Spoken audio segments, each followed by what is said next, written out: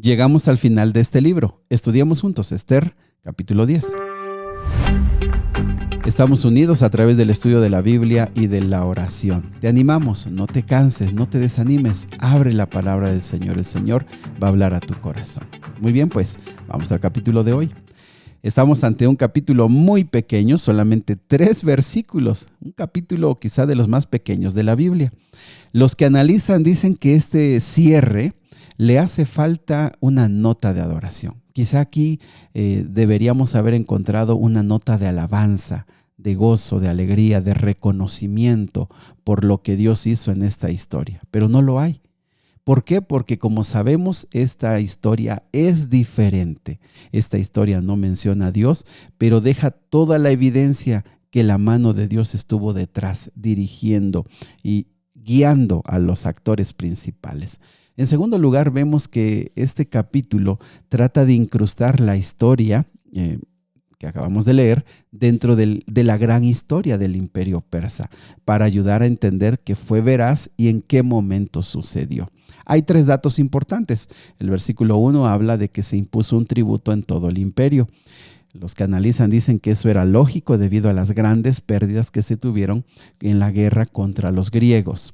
En segundo lugar, también se dice que la grandeza y todos los actos de Mardoqueo quedaron registrados en el libro de la historia de los reyes de Media y de Persia. Te digo, esta historia está incrustada en otros lugares para que se sepa que fue veraz. Pero en tercer lugar, esta historia no cambió al imperio. Esta historia no cambió al pueblo judío. Más bien, esta historia ayudó a comprender al pueblo que Dios estaría con ellos en el largo peregrinaje que todavía les tocaba vivir.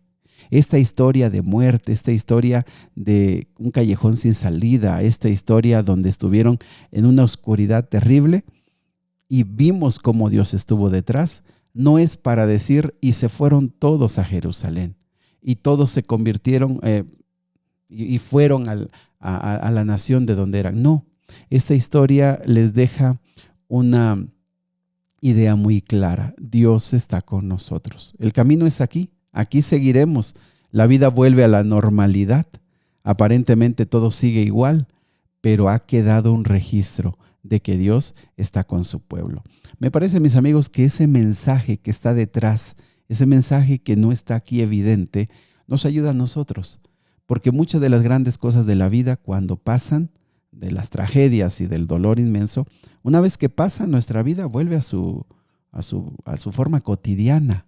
Seguimos en nuestras labores, seguimos en nuestras tareas comunes, pero nos queda un registro. Dios estuvo con nosotros. No somos los mismos, estamos en las mismas tareas, pero no somos los mismos. Tenemos la convicción de la presencia de Dios en nuestra vida. Y en este caso, ¿qué sucedió con los actores? Aquí vamos a ver a Mardoqueo. Versículo 3 dice que llegó a ser el primer ministro. Eso de llegar a ser el primer ministro, hay evidencia en otros documentos fuera de la Biblia, como había hombres tan importantes que eran la mano derecha del rey, y esto llegó a ser Mardoqueo. Fue el segundo al mando después del propio rey Jerjes. También dice, fue un hombre muy importante entre los judíos, de gran estima ante ellos. Aquí hay algunas versiones que traducen que ante la mayoría de ellos. Lo que quiere decir es que, aunque bien muchos apoyaban, la mayoría apoyaba las acciones, como que algunos no estaban de acuerdo en que Mardoqueo o Esther se hubieran involucrado en el tema del imperio, en el tema del gobierno. Pero pues como eso, sabemos, no todos están de acuerdo en los planes, pero fue esa la manera en que Dios usó para liberar al pueblo.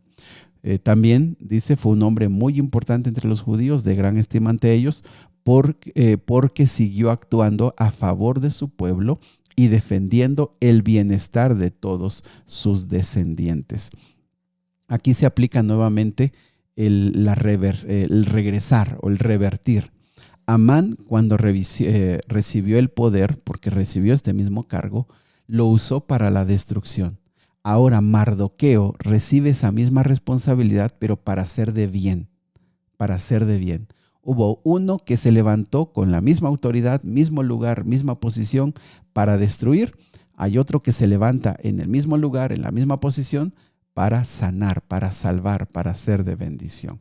Y por supuesto que la lección obvia es qué hacemos cuando nosotros tenemos poder, autoridad, cuando tenemos responsabilidad, para qué lo usamos y de qué manera somos de bendición o no lo somos en ese entorno donde estamos. Y nuevamente, todas las lecciones que estudiamos, primero las debemos aplicar a nuestra vida, evaluar nuestra vida ante lo que vamos aprendiendo. ¿Por qué? Porque lo sencillo es ver a otros y decir, es cierto, tal persona cuando le dieron ese cargo en la empresa se volvió duro, se volvió áspero, se volvió tosco.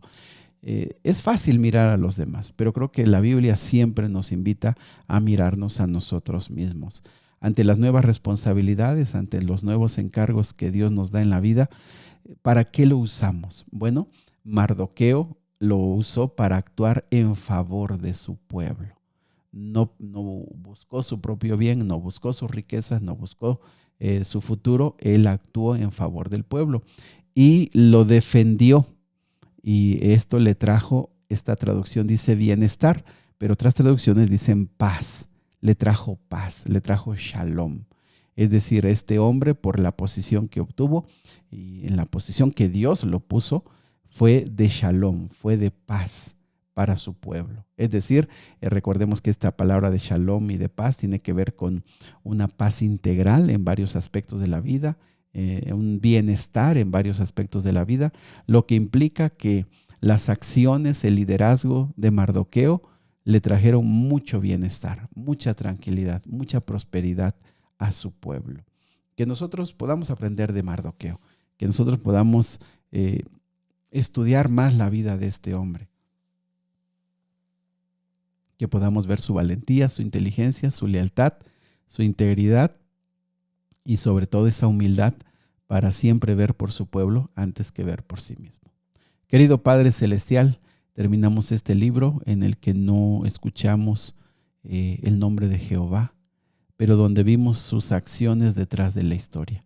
Y estamos de acuerdo en que se parece mucho a nuestras historias, donde no vemos milagros, donde no vemos acciones sobrenaturales, donde vemos más bien tu mano en las cosas pequeñas, vemos tu mano en las dificultades diarias de la vida y donde vemos también que a través de la oración, del ayuno, de la consagración, a través de los momentos difíciles donde vemos que todo se ha derrumbado, vemos tu mano que sigue guiando a tu pueblo, sigue guiando nuestra vida. Señor, que este testimonio quede en nuestro corazón. Al regresar a la vida común, cotidiana, nosotros también un día vamos a regresar. Una vez vamos a pasar estos problemas tan grandes que hoy sentimos que no tienen solución. Vamos a regresar a la vida cotidiana, pero marcados con la convicción de que tú estás con nosotros. Te lo pedimos, Señor, en el nombre de Jesús. Amén.